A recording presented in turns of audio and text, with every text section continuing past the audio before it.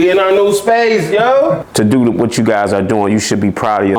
We're having our first fundraiser. Yes. We're having an all-white party in June. Come out. We gonna meet y'all. Like, we would love to meet y'all in person. Oh, Brittany's on my board of directors at Hunter House. It's interaction. And I say social media is even better, especially for black women, because I know a lot of them suffer in silence. Do you want to get into something, man? Man, and I know being around you, it was a situation, man. So if you want to tell the people. You know, if you anything like I was, I'm ungrateful. As long as you're doing what I need you to do for me, we cool. As soon as you don't, you a problem. Really hurt my feelings. And I was more hurt by my reaction. What went wrong? Who treated you badly? What was your role in it? And how can you accept it? And that's the main thing, because a lot of people don't get to accept their faults in it. Take the steps and relate them to scripture. Yes. So like God plays such a huge part in this. Like he wants us to be free of our, everything we're suppressing. So when we admit and write down that fourth step, it's because once we finally admit it and then we finally admit it to him, now he's able to work through us. He's able to free us from that. And that's the hardest thing. It's like, I can't get you to believe in God, but you have to believe that there's something greater than yourself that brought you here. Yeah. My dad used to tell me, if a man can't know when it's time to focus on building his own life and taking care of him and saying no to his sexual desires, he ain't got no discipline. He can't tell himself no to nothing. If you're in a recovery house and a young lady has to come pick you up because you don't have a vehicle and a license, you should not be dating. What's going on? It's your boy Parham. And I'm Brittany. I'm Ryan. And today we got Mr. Thomas Hunter, man. What's up, though? Favorite on here today. What's happening? How y'all doing? And we also got a new member. We got my boy Ryan over here, man. We had such a good time last time, and we always just in cahoots to just say, hey, we need to do this together, man. Yeah. So what's so crazy was we was all thinking it before we all said it. At the end of our podcast, we was like, let's make this a thing. And I'm glad we was all thinking the same thing. It worked out. Definitely. And as you can see, baby, we in our new space, yo. Let us know how you like it, what's going on. So I really want to hear from y'all. Like, share, subscribe. Yes. Because now we got another space and opportunity, baby. We want to get y'all that downtown Detroit type of vibe. And we back in the city. So we would like a lot of support, a lot of love, man. I want to get in contact with a lot of organizations within the city because, the drug thing, we talked about we normally get our recovery, but now that we back in the city, let's do something. I'm reaching out, Olive Branch, hopefully y'all can reach back. I'm open. Email us at SoberTalk3. SoberTalk3, this is why I'm so glad I got her. SoberTalk3@gmail.com, and let's start working. I'm ready.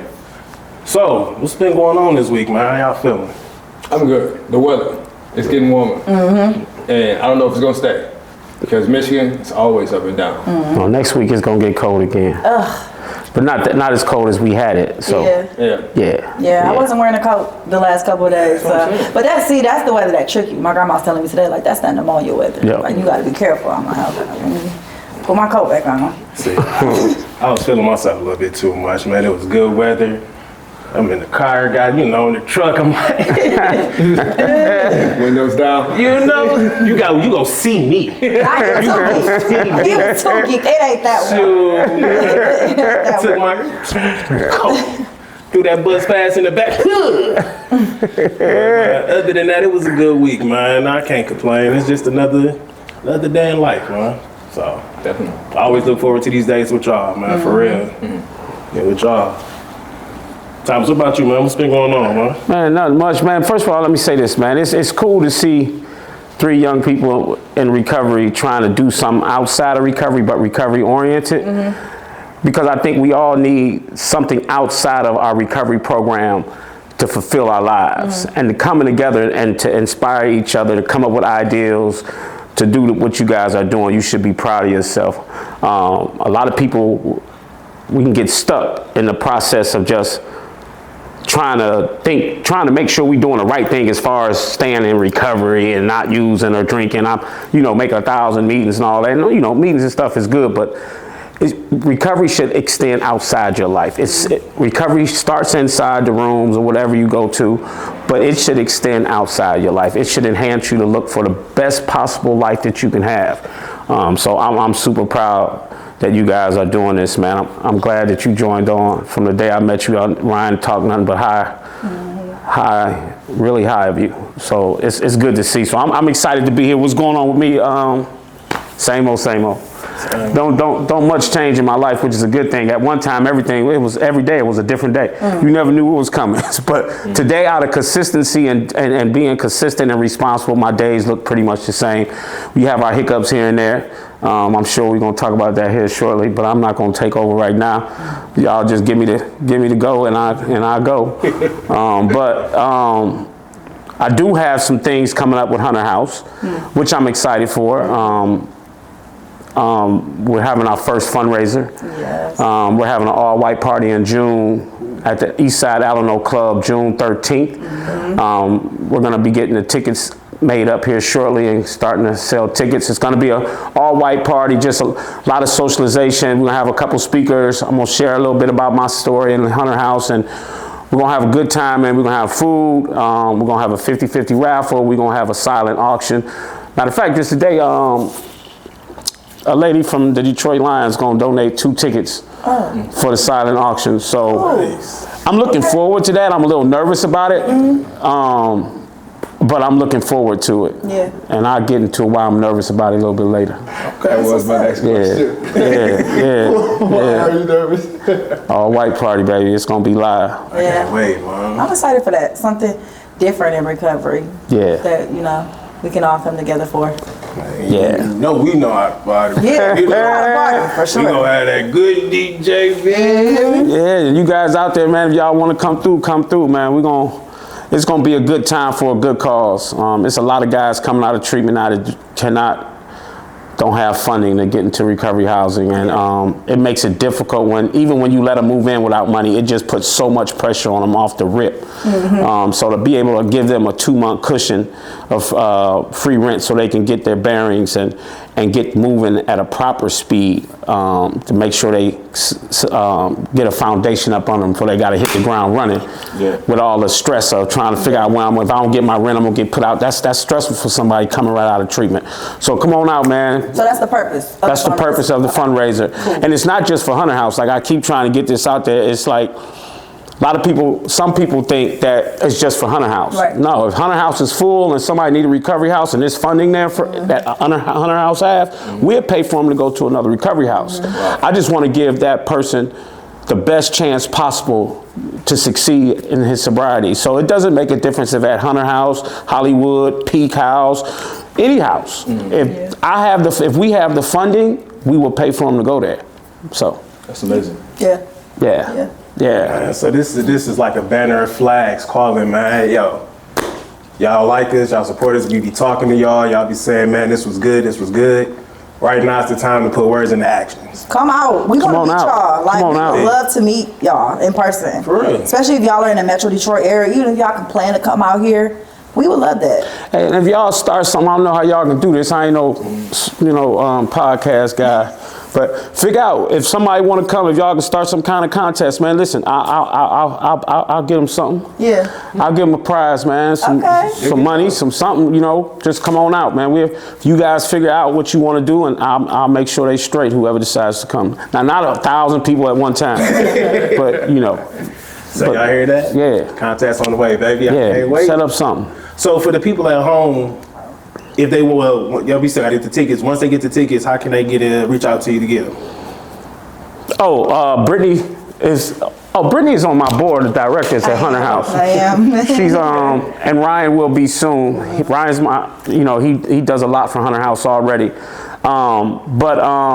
We're gonna get the tickets printed, and we're just gonna give them to people that I know to sell them. Yep. The tickets are gonna be $25 a piece. Yep. So we're just gonna give them to people and sell them. We can also, if people online want to reach out, they can always reach out Yep. to Hunter House. What I want to do is I want to create a link, like a digital ticket. Absolutely. E-ticket. So they'll be able to just get an e-ticket online. They can pay online, get an e-ticket, show up with that too, just in case they're not able to get the ticket in. Absolutely. It's gonna be a good time, man. Yeah. I can't wait. Yeah, I'm excited too, but I'm nervous at the same time. But it's all good. Everything I've started in my life, in this journey, it's always starts off with some nerves and some familiarity. yeah, you know what I mean? But you push through that and look what happens. Yeah. Like, you know what I'm saying? So, yeah. This is crazy and a good segue too, because been working with you for a minute. That's the first time I ever heard you say you was nervous. Yeah. Like, that's crazy to be right now. It's just, I just don't show it, but anything I start is nervous. Hunter House, I don't know if it's gonna succeed. Like, I don't know if things gonna turn out the way I want it to, but I do know that it's always gonna turn out the way God wanted to. Absolutely. No matter if it's my way, and that's what, no matter what, there's fear and nerves and everything.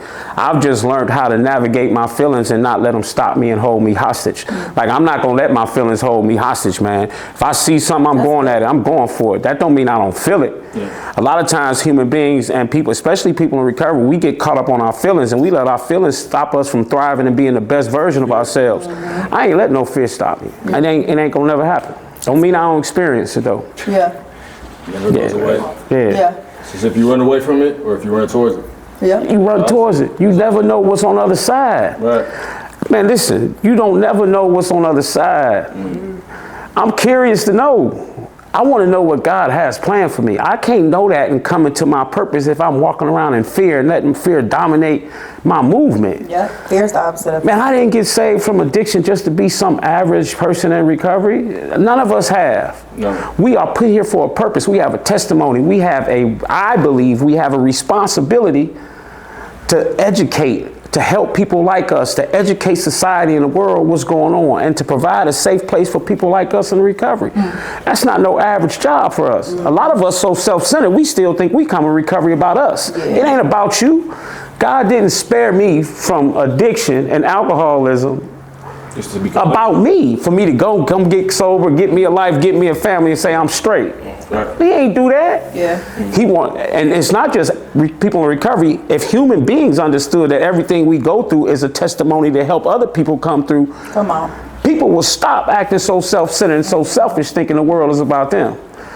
Listen, everything you go through difficult is your greatest worth. There's nothing worth more than what you go through that's difficult and painful and hard. Nothing, because you can reach back and help 1,000 millions of people. Yep. What you guys doing now, this came together because of y'all past. It's somebody out there that tuning in, that y'all give hope on a weekly basis. Yep. You know what I mean? That's powerful. Ain't no average stuff. Yeah. I ain't gonna let fear make me average, but I've been below average my whole adult life. I'm not letting that happen. I'm trying to thrive to the highest heights that God has for me. That part. For the stars. Yeah, I remember we talked about that last week when we were talking about what's the difference between being on social media compared to being like face-to-face interaction. And I say social media is even better, especially for black women, because I know a lot of them suffer in silence. And with a platform, you can reach so many and you can change so many lives just off the simple fact of what you go through, what your story is. Yeah. You don't And- know how many women yeah. reach out to me that I don't even know be going through stuff, and they be like, I'm just thankful for you sharing that you go through it. Like, that it's not a, it's not a one-off thing. Like, I'm thinking I'm the only one. And I remember I was so scared to even share that, like, that I had an addiction and that I overcame it until I did. And I realized that so many women was like, I'm going through that silently. Like, I didn't know how to talk about that. And the fact that you openly talking about it, especially with black women, like you said. And you'll be surprised too, because it helps both parties. It helps you and it helps them as That well. part, that because it's giving you that ability, like, okay, I'm facing my fears, as you were talking about, and I'm sharing my story, and I'm reaching somebody that I haven't even met before. And it gives you a sense of purpose. Exactly. No matter what you got going on, how much money, if you helping people, it's gonna do something to your spirit. Yes. Most people are self-centered people. When we become selfless, it enhances our spirit and it brings the best out of us. It helps us to understand how really small we are in a big old puzzle. Like, we're a very small piece, man. You ever been flying on an airplane and you look down and say, man, I ain't as big as I thought I was. Right. You know what I mean? So I'm grateful, man. I'm truly grateful that you guys are doing what you're doing and that I'm able to stop through. Yeah, we love having you on. Yeah. They say y'all like me out there, man. Y'all need to get on Hunter House page too. What you want to talk about, man? Honestly, I'm sitting back admiring this. 'Cause I'm listening to what you saying and how you saying it. I'm listening to them two, and I'm thinking about my personal life. Like, dang, it's moving slowly. And I know me and you talk about this a lot. You like, bro, you good. Just trust me. I'm like, all right. But then I'm looking at this whole scene. This has grown a lot faster than I ever thought. Absolutely. Like, I actually thought this was gonna be like, one and done. All right. That was cute. I tried something. For real, I really did. Yeah. We have this beautiful black model. We have this intelligent young man. We got this go-getter and hustler. All three different people just came into my life at some different point when I was ready to create something bigger. And trust me, she know I be talking about ideas. Are so much bigger, and it's like, man, I would have never thought. Step by step, we've been getting there. Bro. Now we in a new space. Yeah. We got a new co-host. It comes in alignment too, though. When you walk in that purpose, as you were talking about, because we started our content pretty much at the same time. Yeah. And then I saw you guys, and you were on your podcast, and y'all were outside, and I was like, okay, I'm outside as well, shooting my content. Oh, you seen our first one. I saw the first one. I went all the way Our back to the sound was messed archive. And you was so positive. You was like, it's good. I'm like, she's like, no, it's not. I was like, all right. But Yeah, that's you couldn't really crazy. hear it. I had to turn on the closed captions. I was like, what did they say? But no, y'all literally were doing the exact same thing as me. Like, I'm sitting here on park benches just talking to myself out there trying to get the right scene, get the right lighting. And yeah, when I actually came across Ryan, then I came across your Open Talk. And I know, like, because of the Christmas holidays and everything like that, we kind of got lost in the shuffle, but we came back together in 2026. And it's the perfect time to, like, go forward in that direction. Absolutely. And I was definitely one of those people that just wanted to stay clean. I didn't care about going to meetings. I still don't. Don't tell him that.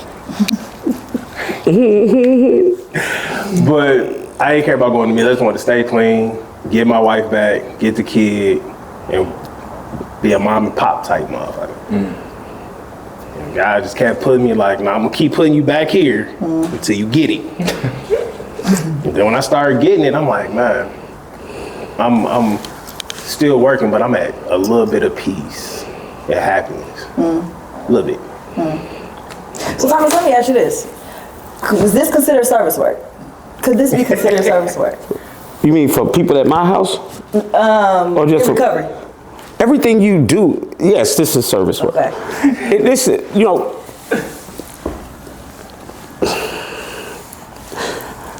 yes, it's service work. Go ahead. It's service work.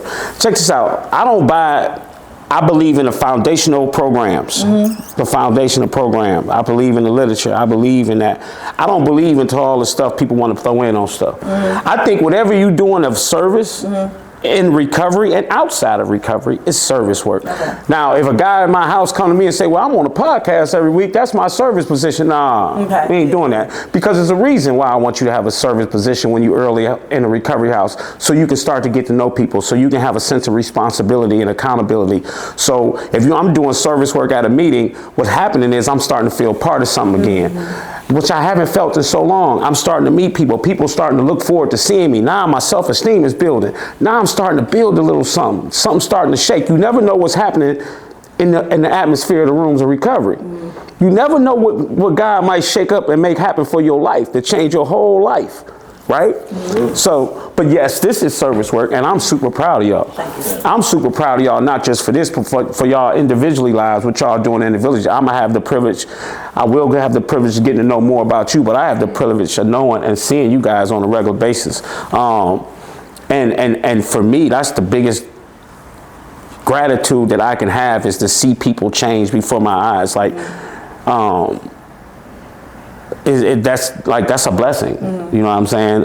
To be able to watch him come from where he come from 3 years ago, and watch the man that's being established in front of my eyes with all the difficulties, to see you come to my first bonfire meeting, and to see your enthusiasm and your desire to want to get this recovery thing and to help people, and doing your modeling and all the other stuff you're doing. Like, I love it. Anything I can do to help push y'all along, as long as you're doing the right thing and you striving, I got you. You can bet believe that, and I don't say that lightly. Like, but I know, yeah. Do you want to get into something, man? Yeah, we gonna get into it. Because he's becoming human. Yeah. Right now. So, getting into this, man. Did he tell you about this? He told me the gist. but Okay. Not really. Did he tell you?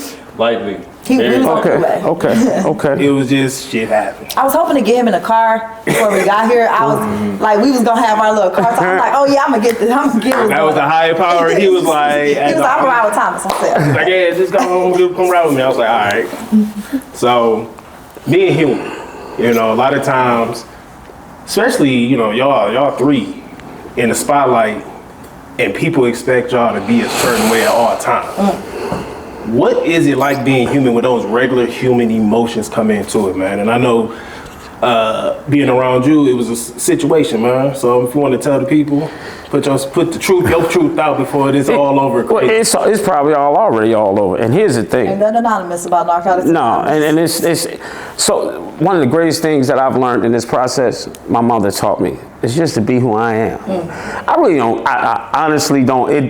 I ain't gonna say I don't care what people think, but it does not change my opinion of who I am. I don't care. I do care what people think. People say, "I don't care what you think." You're lying. Exactly. Once you say that, you just let me know you care. You definitely said it. You care, and we all should care what people think of us. That's an egotistical statement when you say I don't care what you think. Right. You should care what people think about you. My reputation is important to me, but I don't let what people say about me change my opinion on me. Yeah. I don't let my human moments dictate my worth anymore. Okay, so bottom line is, a lot of times that we put people in recovery with some sober time, clean time, that work in the field, got some recovery houses, peer coach, whatever. We put these people on pedestals. A lot of times we act like these people ain't human, right? And as soon as we show a human thing, it's a problem. And here's the great thing. What happened was, like, I give a lot to the guys at my house. I give a lot of myself, maybe more than I should. I get emotionally invested, right?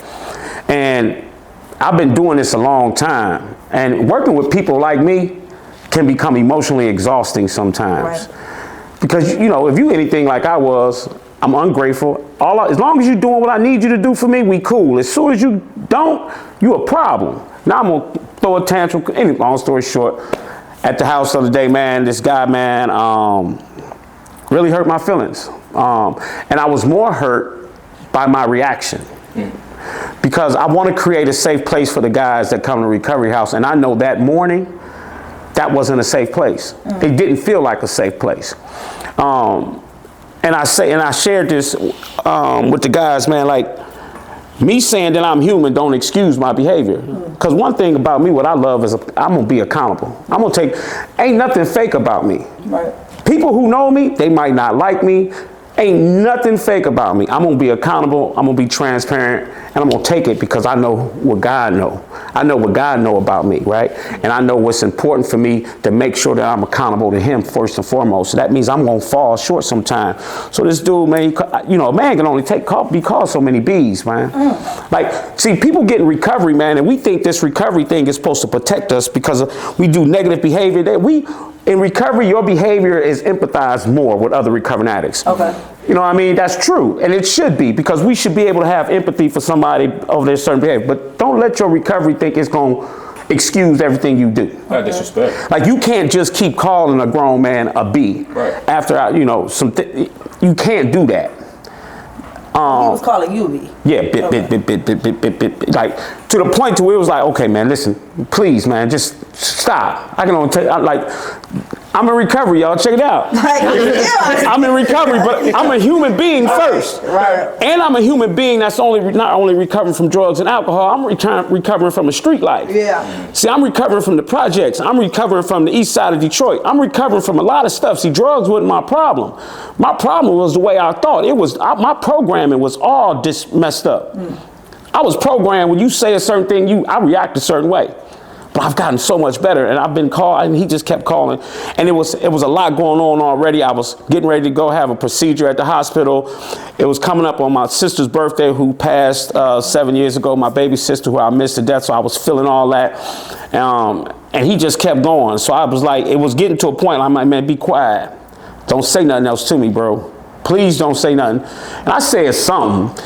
And he said, can I say the word? Mm-hmm. He said, fuck your dead sister. Oh, come on. Come on. At that moment, my whole rationalization was gone. And I don't say this to excuse my behavior, because whatever he said, I had a right. I had I had a responsibility to not react. But if it wasn't for Ryan, that would have went all bad. Mm-hmm. But thank God, God stepped in and made sure that when that happened, somebody was there to stop me from reacting the way that I wanted to. And after all that happened, the most important thing, that happened, but the most important thing is me understanding how much growth I need to have. How much, see, sometimes we think we somewhere where we ain't. Right, when something happened to somebody. See, because I ain't been tested like that. I ain't been tested to that point to where you're in my home.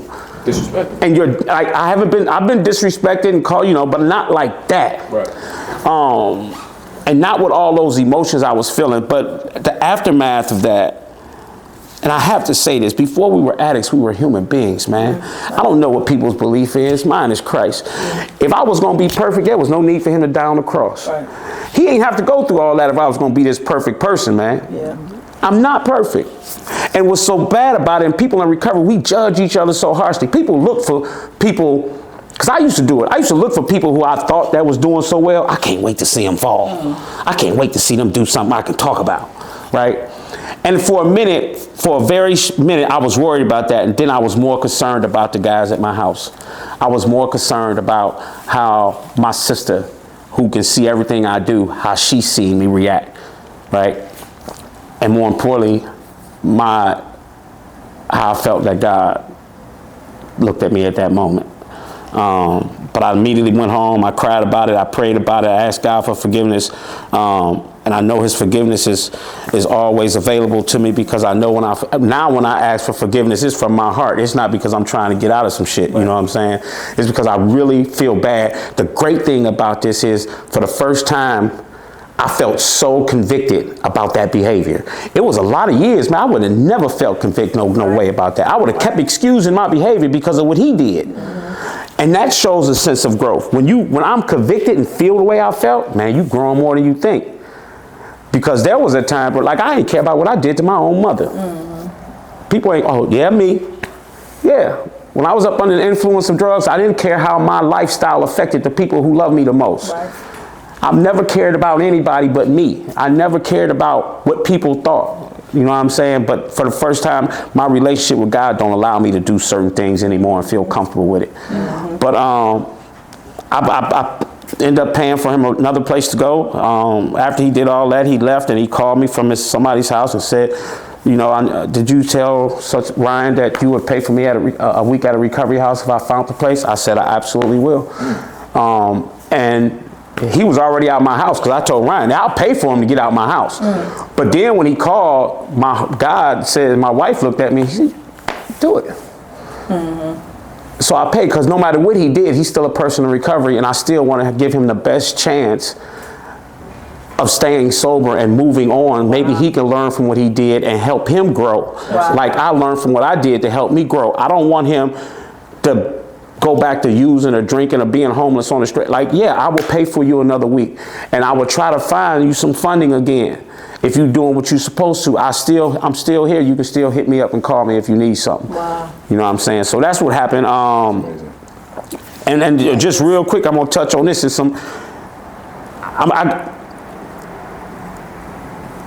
I have a reputation, I think, a false narrative of who I am.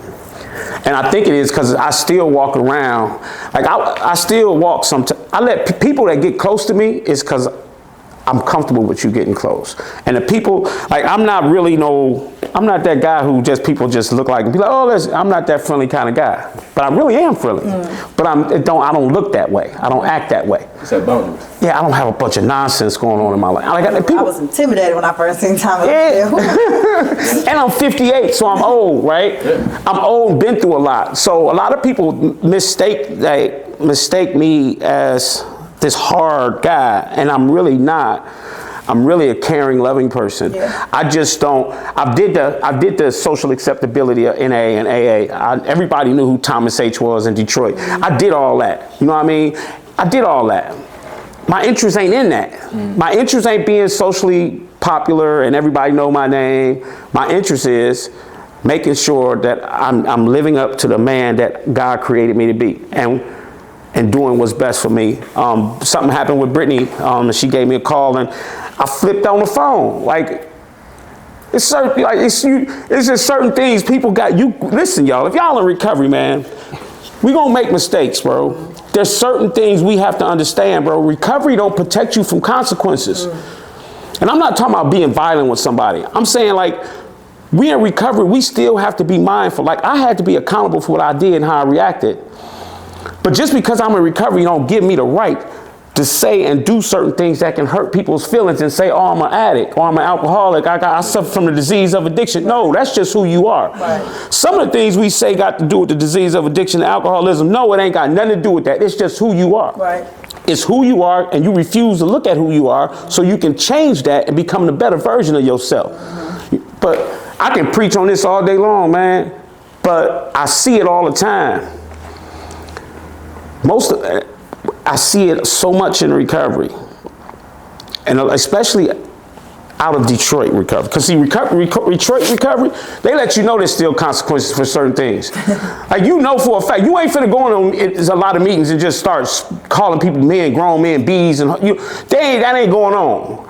It's a sense of respect there, because it's also a sense of, look, man, I'm not finna try that. Right. Because I never know what's coming outside. You know what I mean? But I'm just grateful that I understand that I cannot react, I can't react in a negative way to what you say to me. If I go and do something to that guy because of what he said, and I do something to him, I still got to be accountable for that. I still go to jail. I still go to prison. The judge don't want to hear, he said, called your sister that. He don't want to hear that. Yeah. He gonna be like, I'm sorry he said that. You should, at 58 years old, you should have known better. Yeah. You finna go to prison for 5 years. Let's go. You get no excuse for You it. ain't get no excuse. Yeah. So that's what happened. Listen, man, I'm a human being, but I'm gonna always tell y'all the truth and be honest. Yeah. I am going to create, Hunter House is gonna continue to do what it does. And it's gonna continue to help men become men. I had a lapse of judgment at a very bad time, and I really felt bad about that. But I'm just grateful that it didn't go, and I'm grateful Ryan was there. I'm grateful it didn't go to where 7 years ago it definitely would have went to, without any thought. A year ago, it would have, 4 years ago, 3 years sober, that would have went totally bold. I'd have been like, babe, come bail me out. We going to court for the next 3 months. Yeah. Let's get this. Yeah, let's get this money together. Yeah. What do you think changed that? Like, how did you stabilize yourself after that situation played out? Like, how did you come back to your own center? Because I know, like, when you see red, it's hard to go back. So how did you come down from Ryan too big to move. I was super accountable. I'm like, He's too strong to move.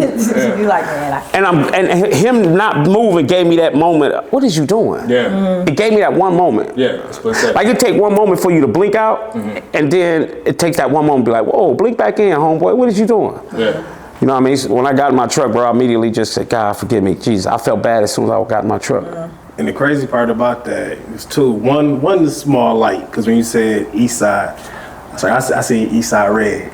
Yeah. Niggas like, Yeah. because when you was coming, somebody was like, no, I don't want to go to jail. I got bond money. I was like, oh, East Side, baby, we got bond money into. But that was just like, all right, my little funny cue with that one, man, because it happened so quick. But what I would say, two things you taught me in that situation, like I told you. Yo, grace.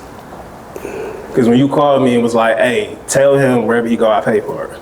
I was like, fuck that, bro. You did enough. you said that? Yeah, he said that too. I did that. But he watched me, Yeah. since the guy been there, he's watched me go solicited funds for his rent. He watched me go do things because he couldn't work. So he watched me go and put things in place for him to have a safe place. Yeah. So that's why he said I was that. like, man, fuck that. You good? He was like, nah, can't do that. And then he called, talked to the guys, was like, hey, I apologize. I was like, you know what? course correction. That taught me something like, all right, yeah, I could feel a way in the moment, but as long as I got the opportunity to change it, do it. No matter how I feel about it, like if I feel embarrassed, if I feel whatever, course correct it. And that's just one thing I taught, man, because like your grace is way better than mine. But my grace is determined on God's grace on my life. See, say it. my grace ain't human. Yeah. It ain't from my human being. It ain't from, it's from, man, listen, man. I was all down here homeless, bro. Like, y'all don't understand. People don't understand why I take this so serious. They think I'm just some hard ass. It's not, bro. This shit is serious to me. Like, people don't understand the pain and the desperation and the loneliness that I experienced down here in downtown Detroit and walking around for nights in, nights out. They don't understand what I've seen. And God's grace carried me through that without my permission. I was fighting him every step of the way to stay in there. I ain't want to get out because I was scared on what was on the other side. God's grace covered me through. Man, there's so many things that I can sit here and tell people, like, there's no way I should have made it out of there alive. Yeah. And I still look back on it and be like, how did that gun jam like that? And how the hell did I get out that house? I don't even remember how I got out the house. That's God's grace. So I ain't got no choice but to extend grace. My grace ain't gonna be instant like his. Right. Sometimes it might take a mother, blah, blah, but then I'm gonna have to snap back right to it. Grace. If I don't give grace, well, that's a smack in the face. That's a smack in the face. And that's one of my biggest, like, we so judgmental in recovery, bro. People in recovery, some of the most judgmental people in the world, bro. Like, you ever notice, I don't know, y'all ain't been you go to a meeting, it's that one person you seen relapse a million times. And he finally get it. And somebody else relapse, struggling, he be the first one that say, I can't believe he keep relapsing. It be, the disease will make you forget where you come from just like that. And I always want to stay in tune. Man, I'm a guy that was spared from the Cass Corridor and the east side of Detroit. From Philadelphia using, from New York using. I done been everywhere, man, but the Cass Corridor, when it was not Midtown, when it was the Cass Corridor, some of y'all know what I'm talking about. Man, listen, how I got through that, oh my God. And I'm in health like I'm in health, I look like I look.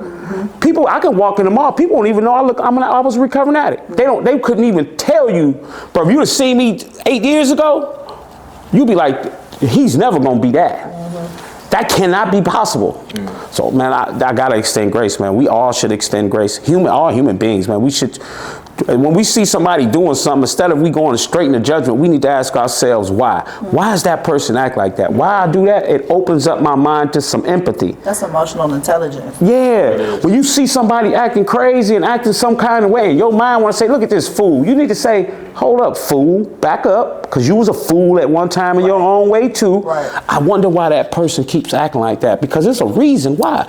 I wasn't using and destroying myself because I wanted to. It was reasons why that I found out later in recovery by doing my 4th step and working with people. I was gonna say that. Yeah. It's that inner work. Inner work.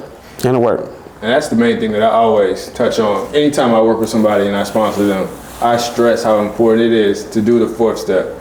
It's the hardest thing that you have to do. You really have to just write down what went wrong, who treated you badly, what was your role in it, and how can you accept it. And that's the main thing, because a lot of people don't get to accept their faults in it. And they can't get to accept their fault because they still playing with their past in their own head. Exactly. And their perspective is distorted based on how they feel. So when you do a 4th step and then you get with a sponsor and do a 5th step, your sponsor can help you with your perspective on how you keep playing the same negative. Because most of us play the same negative movie over and over in our head about ourselves. We the starring role. Telling ourselves how terrible we are until I sit down and do a 4th step, right? Then I get with my sponsor on this 5th step, and my sponsor helping me see, like, some of the things that happened to you wasn't your fault. Like, it wasn't because of you was a bad person, it was because that person had issues. You know what I mean? He can help you understand the perspective so you can start freeing yourself. The 4th step is a freeing step from that nightmare. It gets to exit you out of that nightmare of a movie that you keep playing in about yourself. So you can have the courage to move on. No, they're just scared to watch the movie. Man, listen, Yeah. you gotta watch it. Yeah. Totally in. I'm gonna say this and I'm gonna let y'all go ahead and take control, because I take control. Listen, I'm gonna say this. If you keep making excuses for yourself, you're never going to see a reason to change.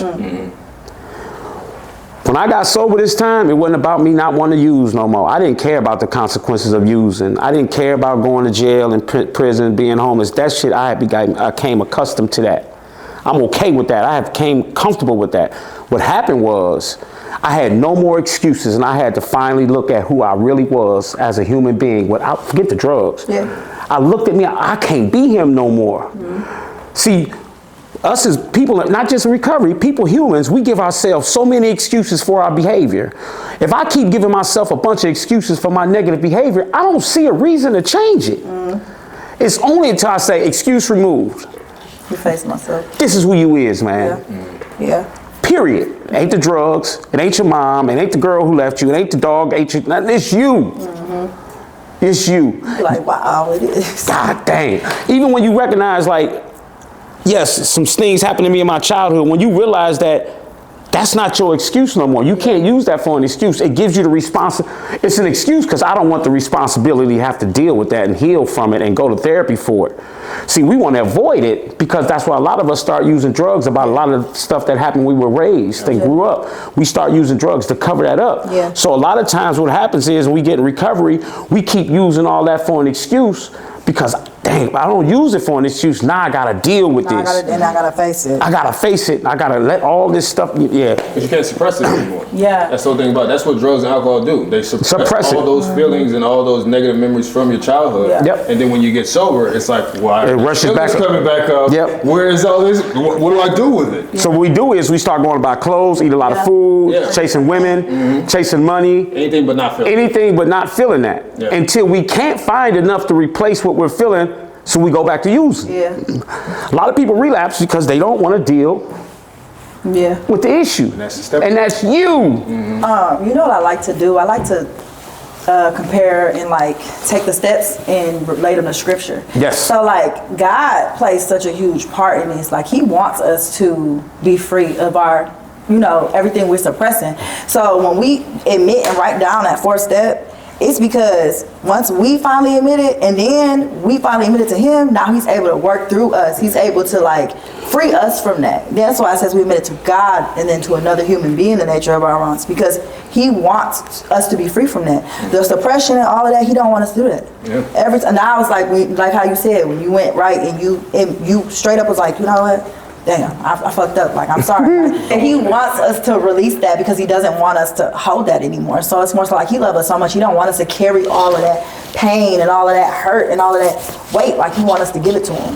And I love the program and how I just know God's hand was in writing whoever wrote that book in the program. Because it's like, I find so much fun in comparing the book to scripture, and there's so many comparisons, and that's definitely one that I noticed that He does want you to admit it so you can get that off you. The steps in NA we got those from AA, and the steps from AA, which we use, were all from scripture. Okay, that makes sense. Yeah, so. Yeah, okay. Yeah. Yeah, that's why the first, 3 steps are the most important? Yeah. Mainly 2 and 3. And it always talks about just God, a higher power. Because I know a lot of guys, especially that come into the houses, they're always down in the dumps and they think that God is against them. So they stop believing. And that's the hardest thing. It's like, I can't get you to believe in God, but you have to believe that there's something greater than yourself you. that brought you here. Yeah. Even if it's nothing but the program at the moment. Yeah, but you're absolutely right. A lot of people blame God for a lot of things. A lot of people were brought up in church where religion was a terrible experience. And when they get into recovery, that word God scare them. And you say it best to them. You just got to believe in something greater than yourself. Yeah, that is Your true. problem is you've been believing in yourself to get you through everything, and that's why you where you at. Stop believing in you. Believe in something way more greater than you and more powerful than you. Don't got to be God. It don't have to be this Jesus. Don't have to be Buddha.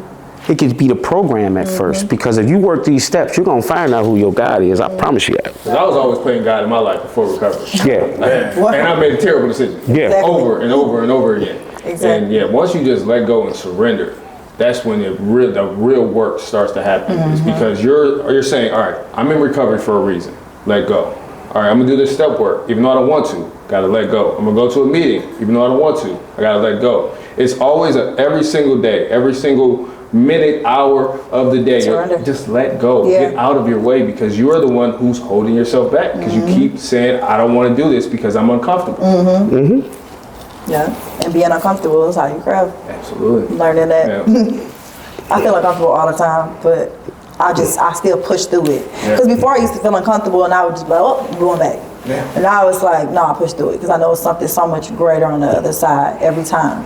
If you're not uncomfortable in this process, you're doing a lot of things that make you comfortable, and that means you're doing a lot of things that's not productive Exactly. for your spirit. It might be productive internally, Yeah. externally, but if you anything like me, if you're not doing things to be uncomfortable, you're doing a lot of comfortable stuff, and you're doing a lot of chasing of feel goods and avoidance. Like, you can go, I don't care that you drive a Cadillac and you own your own business in recovery or whatever, or you're a human being. None of that means nothing. Your character, your healing, what kind of person are you becoming? Yeah. What kind of growth have you experienced? Do you look the same? Are you acting and doing the same things? Are you growing up? Yeah. Right. Are you going? I tell men all the time, man. Are you when people tell me I'm sorry, I got about I'm just throwing a number out there, 10 years clean, right? And they start telling me I'm still sick and suffering, and I'm like, okay. Well, what you sick and suffering from? I still like cheating on my wife and stuff. No, you ain't know that. Your disease ain't got nothing to do with that. Your unwillingness to work the program so you can grow up and be the man that you was created to be, and that's just your excuse saying, as long as I don't use, no matter what, I'm okay. No. You're okay only for you to change the behavior. If you 10 years clean and you a grown man and you telling me you having problems with telling yourself no sexually, that you need to cheat on your wife, you insane. Yeah. You don't like it, so what? I'm telling you sound crazy. And if you do have a problem with that area, there's solutions to work on that. Yeah. Get some therapy, do something, take responsibility to change the behavior. Don't stay stuck in the behavior because it's comfortable and it's easy. Yeah. Or it's just another avoiding tactics. That's why I tell people all the time, what's my favorite saying? I don't care how much clean time somebody got. I don't even find it attractive now, like, if a man is sleeping around. Like, you don't have enough discipline and self-control to just, like, chill. Like, you don't need to give yourself to every single part. Before, like, I didn't care, but I think recovery changed that a lot. Just even, like, my appetite in men. Like, I be like, you don't got that's self-control. That's discipline, even as women. If a grown man, my dad used to say this, boy, he used to tell me this, man. He said, if a man can't tell himself no to that, he can't tell himself no to nothing. Okay? You got, and that's the first thing, especially in recovery, that's the first thing men say. You expect me not to have sex for a year or two? He used to say that. You put your business out there. Yeah. But this is what he did different this time. Yeah. When I first got in recovery the first umpteen times, Yeah. Took me a minute. and somebody tell me something, man, I'm going to find me a woman, bro. I don't know what y'all talking about. And then when I get one, man, anyway, I'm doing it. Ain't nothing to talk about. Now I understand what they were saying, Absolutely. Yeah. right? My dad used to tell me, if a man can't know when it's time to focus on building his own life and taking care of him and saying no to his sexual desires, he ain't got no discipline. He can't tell himself no to nothing. When you come into recovery, even if you are late in recovery, early recovery, like say if me and my wife broke up, divorced right now, right? And then you see me a month later with somebody else, you should look at me and say, what the heck is wrong with you? I definitely would. How you can't sit with yourself? You ain't sit with yourself Yeah. long enough. Everybody knows my wife is the most important thing to me. They know that. I love my wife. If me and my wife broke up, there's going to be some things that need to be taken care of with inside me in order to be a good man to whoever God put in my life. Yeah. For me to lead that and jump right into I'm just like, like for real. Like, so that's a good point. I'm glad you noticing that. Yeah. Especially as a young lady, especially as a young, beautiful black woman, especially that you make meetings, that you are aware of that. Yeah. Because women can get fooled by what they see and result back in the old behavior. So to be aware, to be like, man, what? That sounds crazy. Yeah, but what you want to say? You want to defend yourself? Hey, that was early. That was like 2 years ago. 2 years ago, All right, the last time I was like, he's like, hey, man, sit down. I was like, all right. I don't know if I told you this one. One time I was telling you I was about to go on this little date. Oh, yeah. You told us. I told He was like, I told you? No. So I'm like, man, yeah, I'm going out. Woo, woo, woo. He said, going out. And like looked in my eyes, in my pupils, through my soul, and laughed. I was like, bro, I ain't doing shit. I was like, hey, listen, it was nice. Me and you, I can't go out. You shut it down. I shut it down. You shut it down. And I've been Chilling since. And I use this example, and it's not to insult. Yeah. It's just a reality check. Yeah. Because really, again, our disease of addiction distorts our perspective. We gonna manipulate, make excuses, and rationalize some of the craziest shit ever. All you gotta do is look at the evidence of your life, right?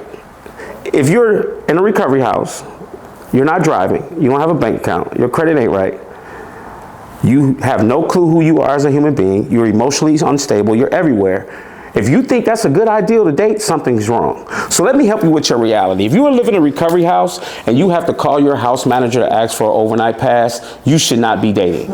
If you're in a recovery house and a young lady has to come pick you up because you don't have a vehicle and a license, you should not be dating.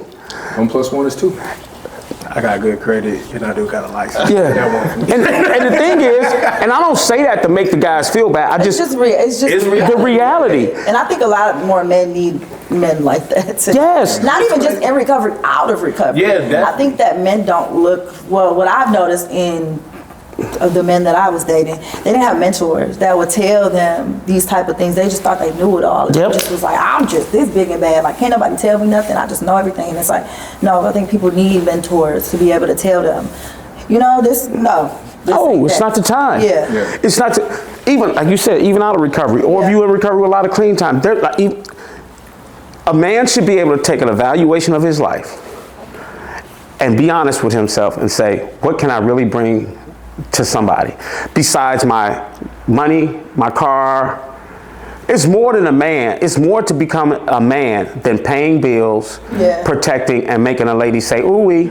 Because you got to be mentally, emotionally, and financially stable. The most important thing you can give a woman is emotional and spiritual stability. And most men, even successful men, have no clue how to do that because a lot of men don't want to take time to even experience and understand what it is they're feeling. They'll make the excuse too much work. Yeah. Or I'm grown. I got everything going. Yeah, everything external. Yeah. A lot of grown men, man, listen, my wife can tell me no and I have to hold myself back from throwing a tantrum sometimes. A lot of men still throw tantrums with Mercedeses and $1 million houses. Mm-hmm. Throw tantrums if they can't get their way. But anyway. Even working in recovery, I do a little, peer group, and that's one of the things I talk about. Like I do a whole week of just, all right, this is what happens when you first get out. This is what happens because I'm probably like the least clean time there. So I'm fresh. I know exactly how you feeling. Mm-hmm. Thus, I save don't get into relationships. As soon as you, what? Huh? Man, how that's gonna do? I'm like, listen.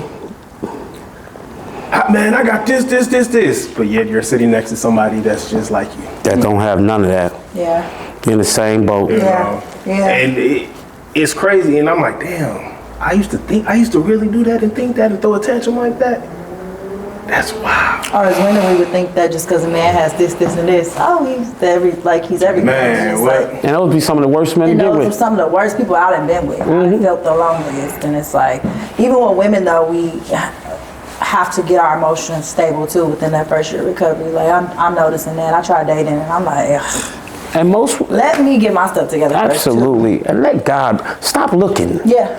Stop looking. Just stop looking. They're God. scared to be with themselves. That's what it is. Yeah, At the end of the and day. you just pushing back what God already has for you. Yeah. While he working on you, he working on your husband. My husband probably somewhere like, look, God, what's taking so long? No, Like, no. I'm over here just, Or he's sitting there saying, keep working on me, God, because I know you prepared somebody for me. I still got some things I need to work out because Yeah. when you put her in my life, I want to treat her like the queen that she is, that you gave me. I want to treat her like that. Sit still. yeah. Stop looking. If it ain't showed up, it ain't time. It's not right here. Don't force it. That's Stop forcing it. God is working on your husband right now. He working on your wife right now. He working on the person that he has for you like he working on you. In his time, he will bring you together. Stop postponing your blessings. Ooh, that's good. Stop kicking God out of you. Man, he created you. He know what you need more than you. Stop thinking you know more than your creator. That Bronco don't know more than Ford. Stop it. Yeah. And yes, it has gotten easier for me. And I know how difficult it is. I'm not trying to act like I'm holier than thou, like I didn't struggle with this. You just been through things. I've been through it. And I'm 58 and I'm old. And God let me live long enough to say, stop. Yeah. Oh my God, just stop. Just stop. I'm telling you, I was not expecting my wife. I'm a good looking dude, bro. I've been with a lot of women. I've had my share. I've never had the relationship that I have. I've never wanted to be with listen, I can be mad with my wife. As long as I'm with her, I'm all right. She can get on my last nerve. But I'd rather be with her and her on my nerves than not with her. That comes from growing up. Because normally, man, I was hard on women. And you got, man, I'm done, man. I don't care who you are, what you think you look like, how pretty you is. I don't care about none of that. Soon as you get on my nerves, you X'd. Period. Man, listen. The relationship I have now, the only way I get that was for the 18 months I put to work in myself. To be able to understand that loving somebody ain't a feeling. It's a decision that you make. Oh, that's good. Loving someone is not just giddy feeling. You make a decision and a commitment to love and to care for someone and be faithful and commit to someone. That's what love is. People think love is this feeling. That's why people get divorces like it ain't nothing no more. That's why people, Come on. yeah, people want to break up every time, because I don't feel this way. Yeah. Women, men, I don't feel this way about you. Yeah, I fell out of love because you don't know what love is. Yeah. That means you went back on your decision. You should have never made the decision. See, I made a decision to love my wife. I'm gonna care for my wife. I'm gonna be committed to my wife. A lot of days I don't feel all that shit. Yeah. A lot of days I'll be like, man, woo-wee. And I'm sure a lot of days dealing with me, she be like, this. But the commitment to love. And when you make that commitment and you act on it and you do it diligently, it creates a spiritual love that you don't have to feel. It's just there. Yeah. It's normal. It's natural that you want to do right, that you want to be the best version of yourself for this person. So it's just sit still. That's some people, not even outside of recovery, need. A lot of y'all just. Yeah, a lot of people. This ain't just for recovery people. Yeah. Like a lot of people. Yeah, it's a lot that goes on up in this brain of mine, man. And life can be so much simpler. We complicate it, man. We complicate it so much, and I understand why. Cause it's some areas in my life, like when it comes to what I'm trying to do in this recovery field, and like it's a lot of times, man, things don't work out the way I'm never gonna be a guy. I don't know. I'm gonna have to probably hire somebody to be to promote Hunter House and go to functions and stuff, because I'm never gonna be that guy, because I just don't do fake well. Yeah. You know what I mean? So I think like a lot of my reputation is based on what people think. Because I'm not finna smooze you just for you to be a part of Hunter House or help Hunter House grow. Now, I would ask for allies, I would ask for help. But if you think for 1 second, like, I'm just not him. Yeah. And sometimes I feel like that's a character defect of mine. And I think it is to a point, because it's hard for me to build healthy relationships because I'm just not that. Yeah. And I gotta find out why. Because in order where I'm trying to go, I need a community of people to help me do that. Right, 'cause you can't do it alone. I can't do it alone. So, damn, I just came to a revelation. I need to look at why. But I'm never gonna be that guy.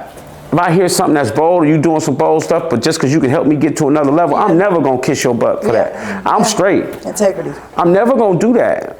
I'm never gonna be that guy to boost your ego up so I can get something from you. If it don't happen naturally, man, we ain't supposed to be doing it. Right. Yeah, that's manipulation. Yeah, I definitely know 3 people, like 3 recommendations to hire to help with the Hunter House stuff. You and Brittany and you. Got a team. Yeah. You know, we always here to Well, we're here support right you now. Yeah. and whatever I just, you need. I think everything is in alignment. I think as we continue, y'all continue to do y'all thing, I think God's gonna continue to bring things Yeah. in alignment the way they supposed to. Yep. I've gotten this far without a lot of the things that I don't, and I don't knock people who do it. That's their thing. Sometimes I wish I had those personalities, but God has used me just how I am and who I am and got me where I'm at. Yep. And I know for a fact, if he did this in 7 years, no telling what he gonna do in the next 7. Yeah. He just need me to continue to adjust. Be obedient. Yeah, be obedient and adjust at times. You don't have to change who you are to mimic what you think the world needs you to be to get to where I'm trying to get you to. Right. You don't have to do that. A lot of people sell themselves Yeah. to get to where they're trying to get to externally. I just got to keep trusting and depending on you. And sometimes I get frustrated. Sometimes I see other people doing stuff and I'll be like, God dang, how was that so successful? Something as simple as this. I'll be on my Hunter House page and be like, dang, why can't I get nobody to like this? Social media will do that to you. Yeah. You call me every day. So how can we get some? I'm like, we And then I see somebody, man, I see somebody else, man, they got 1 million people liking their stuff. I'll be like, people, you know, you never know. People buy followers. People do all kind of stuff. People be watching, I think it's man. the organic. Yeah, people be watch, watching. and it's just the organic. whoa, Gotta learn. Thing. People be watching. man, they be watching. Check this Maybe out. watch. You see the views versus the likes and the shares. Yeah. Yeah. But check this out. I do who watched the halftime show? Me. Y'all watched it? Check this out, man. For a minute, I be thinking I don't be having people see my that posts. backlash you got. Listen, I be thinking people don't be like, I'll be like, people ain't seeing my posts. I mean, my family, friends, all kind. I'll be like, dang, don't nobody never comment or like. Check this out, man. I just put a simple post up. Man, that halftime show was bold. Yeah. Right? I said that was bold, right? I said, and I've always liked American Idol, right? Since season 1. So I was like, man, it'd be cool to see Fantasia, Kelly Clarkson, Ruben Studdard, and Carrie Underwood, because I love Carrie Underwood. I love Carrie Underwood on Monday Night Football when she come out and sing. That shit hype to me, right? I like that. So I get on there, I say, I'd like to see her, see them. People respond. Man, people got on there, do you know she support Magna? And I'm like, where y'all been? People respond to negative things. Negative things. That's it. Yeah, That's they what like it the is. negativity That's and what the draws- controversy. And that's what sells on Facebook. Yeah, and I'm like, really? So I do have all these people on my page. I said, Oh, they was mad. they was mad, bro. And reading the comments. and that's the world we live in. Yeah. We live in listen, don't y'all do this. Don't let the darkness of this world Yes. Preach. stop you from being a light. Absolutely. Yes. I'm not finna live in the darkness of this world. I'm not finna give Trump or nobody else that kind of power over my Live in life. The darkness of this world. And Man, I'm gonna be a light. I'm not. If you think I'm finna sit here and figure out what person I like that sing, if they a Magna supporter, or what jeans I wear, if you think I'm finna live in that darkness every day Right. about Trump and ICE, yeah, I'm aware of it. I'm very conscious of it. Yeah. I'm very, I see it. Yeah. And it hurts. Yeah. But I got a God, man, that say, you can't be in the darkness and give anybody no light. Seek me. People are so consumed with the distractions that the devil is giving them. That's what yep. They so consumed with the distraction. Man, I give two stuffs about Trump or who support him. That ain't gonna stop me from listening to Carrie Underwood. I love when she sing Monday Night Football. I don't care if she want to go to a Magna rally. I'm not voting for her to be president. She just she's singing.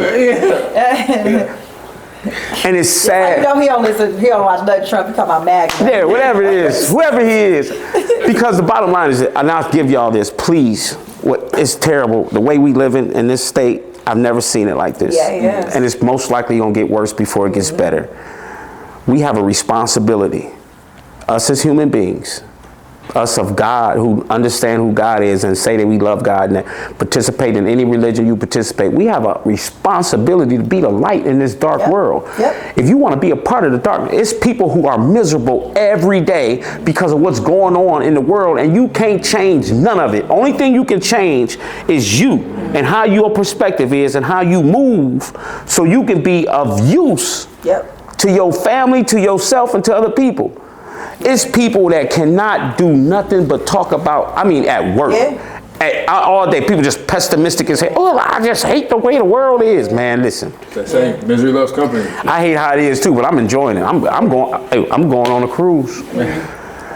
I'm going on a cruise. I'm not gonna let whatever going on in office stop me from. God don't care what kind of funding Trump cut. He's still gonna make sure Hunter House help Get people. an increase. Man, listen, man. And no matter what religion you believe in, the purpose is unity across every.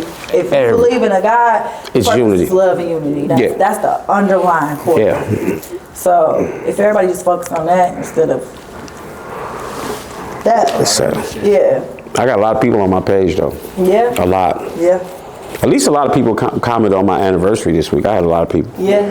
I think, I'm gonna just say it, I might be wrong, but I think some of y'all be hating, to be honest with you. Some people, yeah. I think some of y'all be hating, bro. That's not me all day. Straight up, I think some people be hating. Listen, and It's true though. It's bro, true. I still hate on some people. Yeah, It's some posts, it's some people I be seeing, bro. I be like, nah, I ain't finna like him. Man. I know. You see, like you see, Did you say you especially if hating on you're on there scrolling for a while. Yeah. But we human. I'm not able to admit bro, it's some people that, it's not that I'm hating on them, it's that I admire what they doing.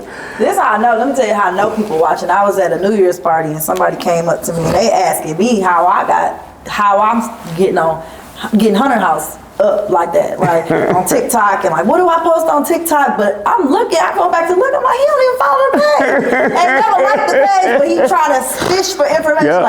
So how do I, like with the TikTok, how do I post on it? I'm like, oh, you watching? You ain't I like. keep my social media. This is what I do. I get on social media. I go to each one. Oh, okay, Brittany. Boom. See you. All right. Live. Gone. Facebook. Gone. I literally just check to see, okay, what's the videos doing? Yeah. If I see one of y'all posts, that's the only time I would like it, and I'm gone. I'm out. I can't. I'm still trying, y'all, to get this video. You got this. Yeah, we got it. You got We it. gonna get it. I got it. I just be like, ugh. I don't know, man, but I'm just grateful. I'm grateful for you guys. Thank you. We are grateful for you. Man, I don't, I'll never know what I'm gonna say when I open my mouth. Most of the time, everything that's come out it's just come out. I don't pre-plan nothing. But I'm telling you, it's a purpose and it's a purpose for each one of our lives. Yeah. Be your authentic self. Yeah. And y'all out there too, just be who you are. Yeah. God loves you just how you are. I agree. Learn how to love you for just who you are. I still tell myself every day in the mirror, man, I love you. You deserve to be happy. Boy, you special. And it's my responsibility to keep loving you and take care of you. Because ain't nobody gonna love you like I can love you. I say that to myself all the time. Ain't nobody capable of loving me like I love me. Stop putting expectations on people to do what only you can do. that's right. What you doing? And I tell myself that. Marvina told me that in treatment. Look in the mirror and tell yourself you love yourself. I don't love me, I hate me. She said, I don't care if you hate you or not. Keep telling yourself. Fake it till you make it. Fake it till you make it. You're gonna start walking in self-love without your permission. Yeah. Without your permission. And we give responsibilities, us, all of us, at some point in our lives want to give responsibility to somebody to do what only you can do. Only you and God can do. My wife can leave me tomorrow, I'll be hurt. I hope she see this. She knows it's the truth. I'll be hurt. Hey, Miss. Hey, Angela, I love you. My wife can say, baby, it's over tomorrow.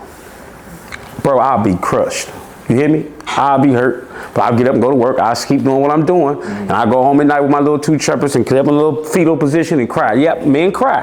Yeah. I would go to therapy probably to understand what it is I'm feeling so I don't have no resentment towards her, so I can still be in her grandkids' life. I would do all that. But guess what it wouldn't do? It wouldn't stop you from loving yourself. It wouldn't stop me from loving me. It used to be a time a woman break up with me, it must be something wrong with me. Yeah. A woman cheat on me, what'd I do? Can't make her, I'm not man enough for her or something. Yeah. Now if a woman break up with me or she cheat on me, man, it's just who you are. Yeah. Your loss. See you later, bye. Yeah. It might be like my loss too. But what I'm not gonna do is say, something wrong with you, man. I just wasn't that person for you. You Yeah. feel me? Yeah. And that's a good place to be, bro. It's a good place to be that no matter what happens in my life today, I won't use and I won't start to resort back to living like I used to live. Because before I'm way more scared of becoming Bruce the Project Red again than I am to using. Because see, I can pick that identity up again before using and mess up some shit. And man, that's why I work so hard at change. I never want to become that guy again. That's why I hurt so bad that morning, because I seen a glimpse of him, and I hate him more than I hate drugs. I don't want to be him, that irresponsible legal adult who want to play man when it's convenient for him, and who's insecure and hurt and scared, so he want to act tough. Like, I never was a gangster. I never was a tough guy. I never was a street guy. I was a scared little guy putting on this false image to protect me so I can keep running from that little kid inside. Yeah. I don't never want to see that person again. So. Man, we appreciate you coming through as always. Yes, sir. Yes. Thank Yes, you. sir. Appreciate y'all for tuning in. I can't wait. I already got an idea for next week coming for y'all. And they got that competition coming for y'all. That's We got a we do. competition. And everybody, if y'all want to throw out where they can follow y'all, see y'all, get all your info. I know some of y'all know already, so. Yeah, you can find me at Best of Brittany on YouTube, TikTok, Instagram. Where can they find me at, Brittany? You can find Thomas at Thomas Hunter, but also we have Hunter House Recovery now on TikTok, Instagram, and Facebook. So make sure you follow. Oh, and I'm mainly on Instagram and Facebook at ryan.a.williams11. So You can find me on, you can find me on Facebook, Ryan Parham. You can find me on Instagram _ Big Parham, Big Ryan. And you can find me on TikTok _ Big Ryan. Yep.